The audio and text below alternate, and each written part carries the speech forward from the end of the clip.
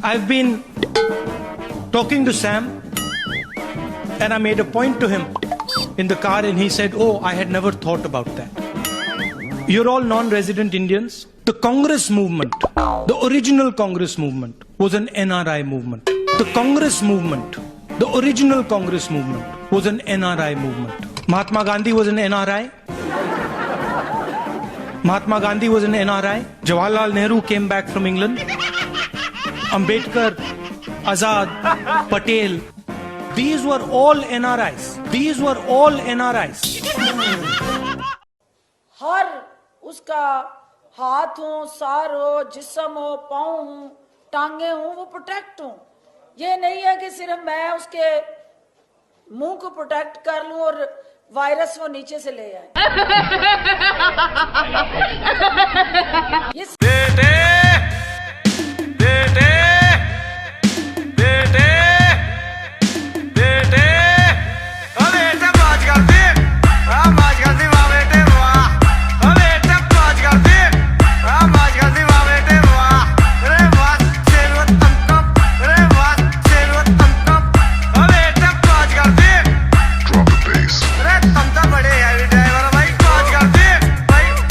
तोड़ा।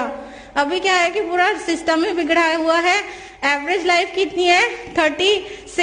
38 की में तो 3/4 उम्र गुजर जाती है, निकाह ही नहीं होता, जिससे बहुत बड़े बड़े नुकसानात हैं। पता है आपको कि वक्त से बालिग होते ही निकाह कर देने के बहुत सारे फायदे हैं। 15 साल में बालिग हुआ इंसान निकाह कर दिया और अगली नस्ल अगले 15 साल में तैयार हो गई, 16 साल में, तो फिर तीसरी नस्ल भी शुरू हो गई अगले 15 साल में।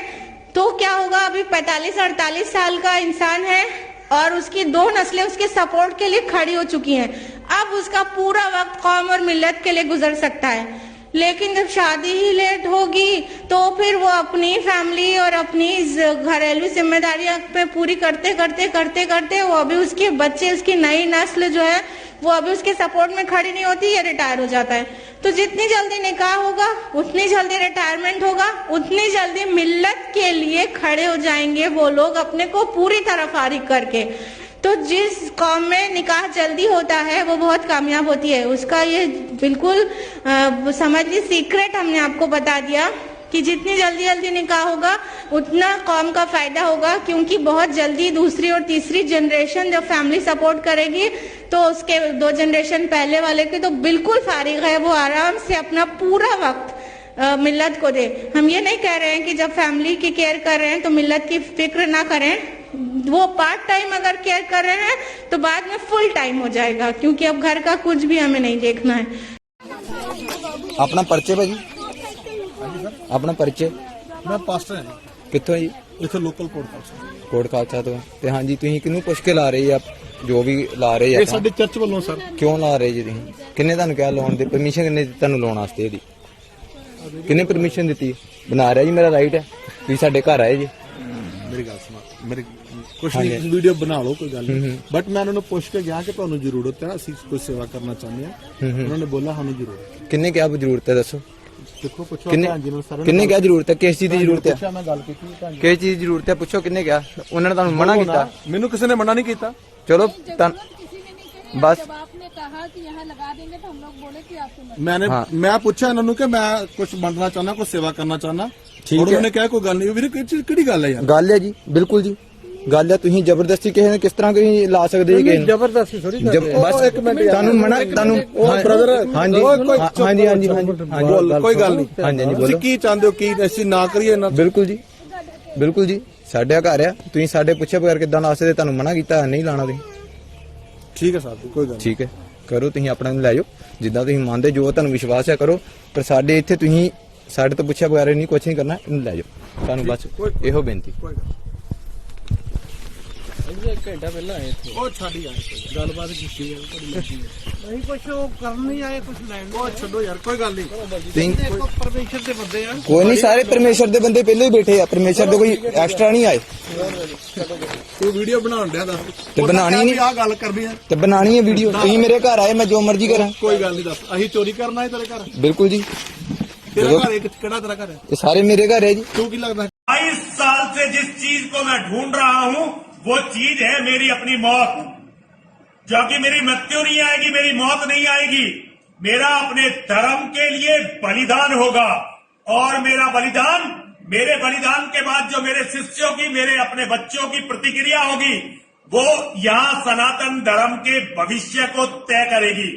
इसलिए मैं इस्लाम के जिहादियों को खुली चुनौती देता हूं, खुली चुनौती देता हूं, जो भी कर सकते हो कर लो, कोई हथियार छोड़ मत देना। लेकिन ये याद रखना, तुम्हारे सामने परशुराम का बेटा खड़ा हुआ है, तुम्हारे सामने कोई पत्थर का टुकड़ा नहीं खड़ा हुआ जो अपनी ईमान को छोड़कर, अपने मंदिर को छोड़कर, अपने लोगों को छोड़कर भाग जाएगा। मैं अपनी पूरी ताकत के साथ लड़ूंगा, मैं लड़ता हुआ मारा जाऊंगा। और नरसिंहानंद की विरासत और कुछ भी नहीं होगी, ना मंदिर होगा, ना कोई किताब होगी, ना कोई पैसा होगा, ना कोई धन होगा, ना कोई संपत्ति होगा।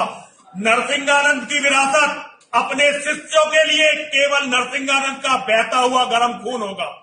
मेरे शिष्य मेरे गर्म खून को देखकर, मेरे बलिदान को देखकर अपने भविष्य को अपने हथियारों के साथ, अपनी दिलेरी के साथ तय करेंगे। और इस्लामिक जिहाद का काउंटडाउन यहां से शुरू होगा। मेरी हत्या के बाद लड़ाई केवल पश्चिमी उत्तर प्रदेश में नहीं लड़ी जाएगी। एक तो ये तय हो जाएगा मेरी हत्या के बाद कि कोई सरकार, कोई नेता, कोई पार्टी, कोई संगठन हिंदू को बचा नहीं सकता। और मेरी हत्या के बाद हर हिंदू अपने हथियार लेकर लड़ेगा। मेरी तरह जैसे अपने आप को बचाने के लिए मैं लड़ूंगा, उसी तरह सारा हिंदू समाज लड़ेगा। मैं सारे हिंदुओं से केवल इतना कहना चाहता हूं, मृत्यु हमारे जीवन का अटल सत्य है। जिस दिन से हमने मृत्यु को स्वीकार करना बंद कर दिया है, उसी दिन से हमारी ये दुर्गति हुई है। मैं मृत्यु को स्वीकार करके बैठा हूं और मैं इस्लाम के जिहादियों का हर तरह से स्वागत करने को तैयार हूं। सभी लोग जरा मेरे साथ बोलेंगे, बोलिए हर हर। Press the bell icon on the YouTube app and never miss another update.